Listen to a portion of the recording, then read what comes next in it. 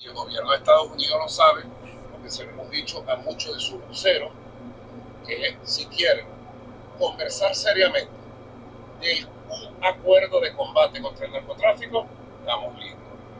Que si quieren petróleo de Venezuela, está lista Venezuela para inversión estadounidense como con Chevron, cuando quieran, donde quieran y como quieran. Lo que yo sí te puedo decir que el sistema defensivo nacional, que combina la fuerza popular, militar, policial, ha garantizado y garantiza la integridad territorial, la paz del país y el uso y disfrute de todos nuestros territorios. Y nuestro pueblo está seguro y en paz.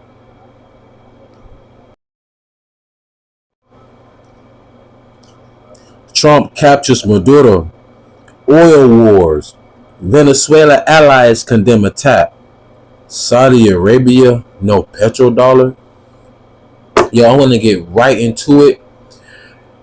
Pretty much, the United States, Trump, they did a very aggressive attack on Caracas, and they've captured Maduro and his wife, and I heard they've flown them out of the country.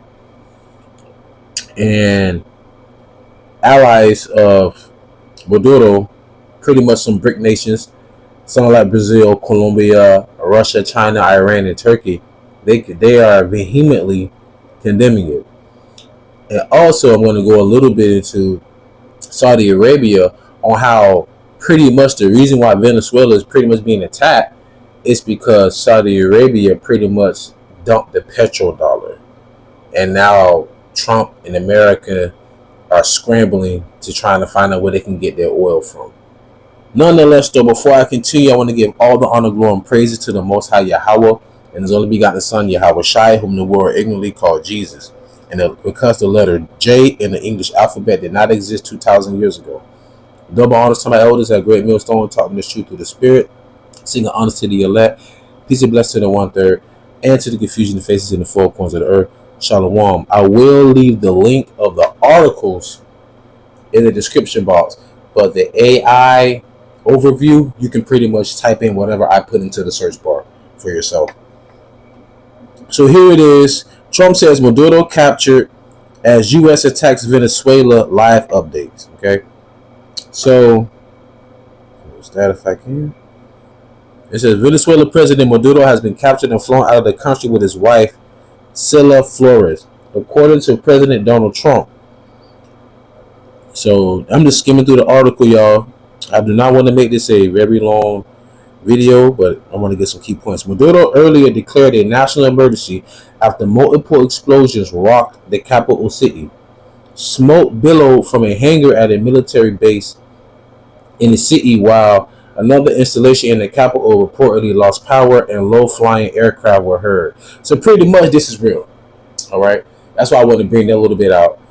And also, there's a video at the beginning of this video, which I should have mentioned, that you're going to see him talking. If you want to talk about stopping drugs, and end this drug war, United States of America, I'm with you. Let's go.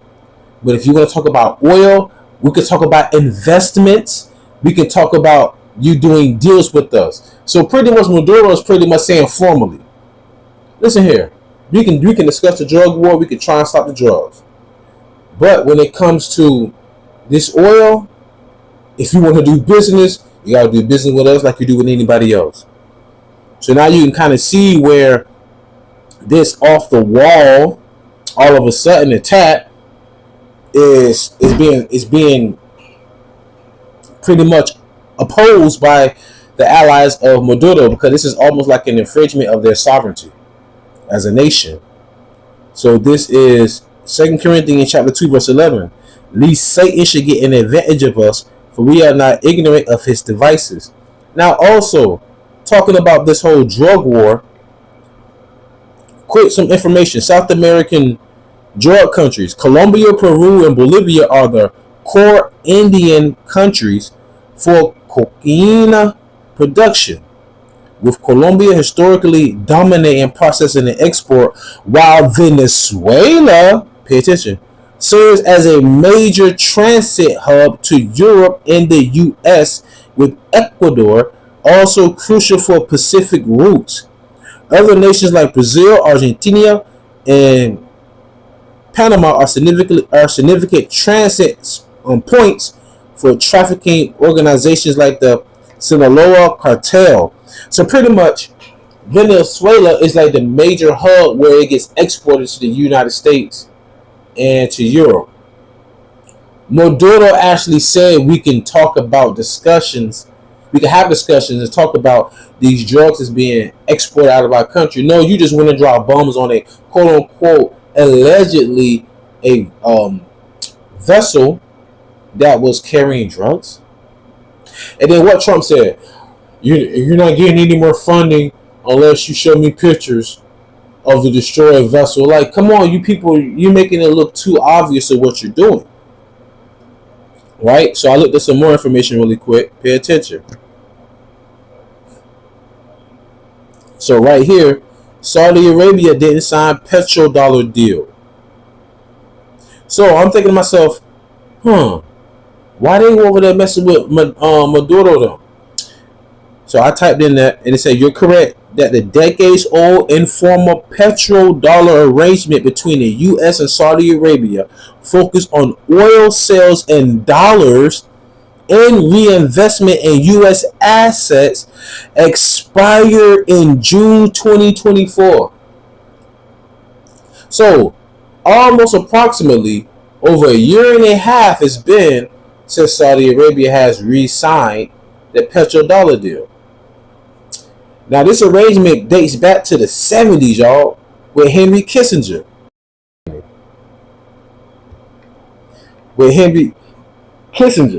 Okay?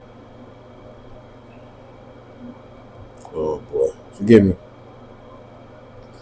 It says Henry Kissinger.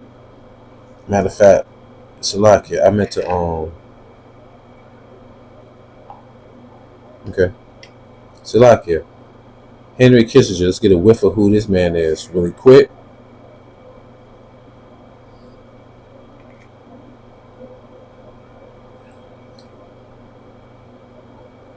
Anyways, let's get to the point. I'm sorry.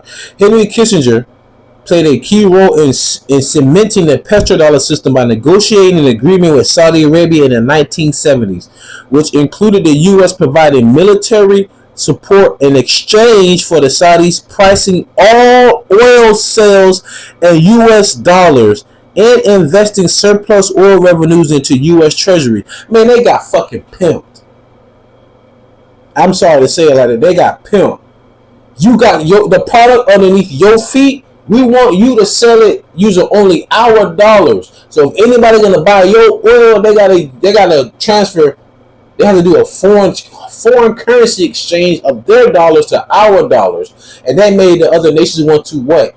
Heap up and hoard up American debt and dollars. That was back in the 70s, y'all. It's 2025 now. That was a 50-year deal that they don't have to sign anymore. Now they can use the yuan, or they can use rubles or other types of foreign currencies to sell their oil, and it ain't looking too good for America. That's why I'm doing this article and bringing this stuff out too. How Henry Kissinger bungled the Arab oil embargo. Hey people, who's aiding Israel right now over there in the land? Oh, America, the West. But guess what? Dating back to the 1960s and 1970s, there's been an Arab-Israeli war going on. And the Arabs, who will be the Ishmaelites in the Bible, they actually put an embargo on U.S. oil. I'm not going to read all this article at all. It's very long, but it's very informative. And in this article, Henry Kissinger and some other diplomats pretty much came to the conclusion was this is dangerous, because pretty much they control their own oil when they want to. They can put an embargo on us, and this could be very detrimental to what we're trying to do. How about this? You sell your oil in our dollars, we give you military aid, yada yada yada yada. Think about this, y'all. This is also the beginning of something known as the economic hitman. Because what if Saudi Arabia would have said no?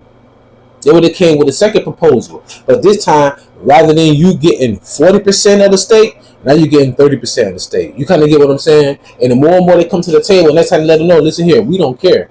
We're going to have an insurrection. We're going to take over your country. And that's what happens. Remember, they try to put what's his name? Juan Guida. They tried to put Guida in the position of Maduro years ago, and he wasn't even an elected official, and they tried to crowbar him in there. Okay, so in this article, like I said, you got to read it, man. Saudi Arabians, they've been going at it very heavy with the Israelis over there in that land. So now the simple fact, all these years and these decades, they couldn't do nothing because they were wrapped up under the American dollar. Now they don't have to sell using the American dollar anymore. How has the whole hammer of the earth been burst asunder? Now Venezuela allies condemn U.S. attack. I'm going to get straight to the point of who the allies are.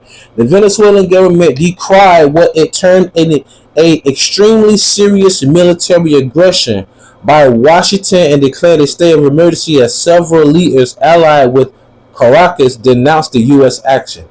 Iran, which has close links with oil-rich Venezuela, said it strongly condemns the U.S. military attack on Venezuela and a flagrant violation of the country's national sovereignty and territorial integrity. Colombia President Gustavo Petro called it an assault on the sovereignty of Latin America, which would lead to a humanitarian crisis. Facts.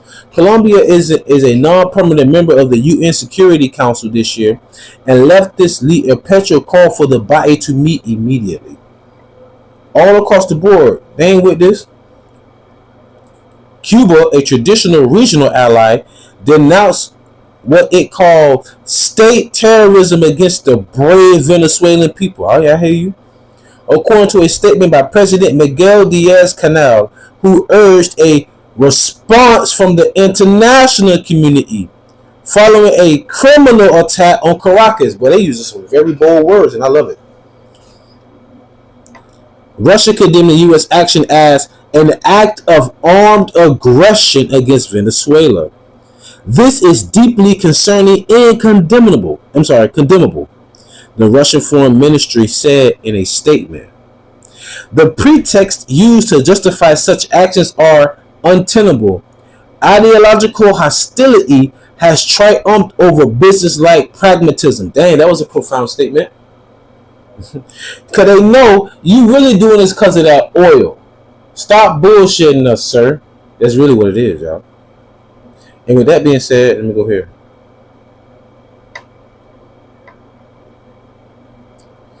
Jeremiah, and I really believe that the reason why they haven't signed it yet, or if they're ever going to, is because of what's going on in Israel right now. That's what I believe. Okay. So Jeremiah 49:20.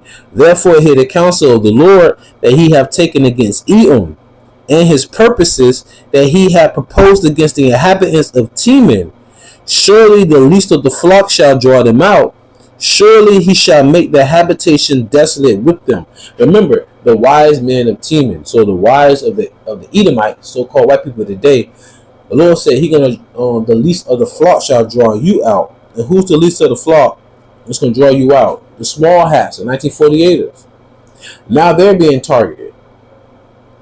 Also, what was it? It was a fire at some ski bar. Like 40 people perished and 100 people were injured. And I also saw they had to put this in the article. They said 3 Jewish people were missing. Don't forget about what happened in the Bundy Beach over there in Australia, y'all. Look at what's happening all across the world. That's why you can't be ignorant of Satan devices, man.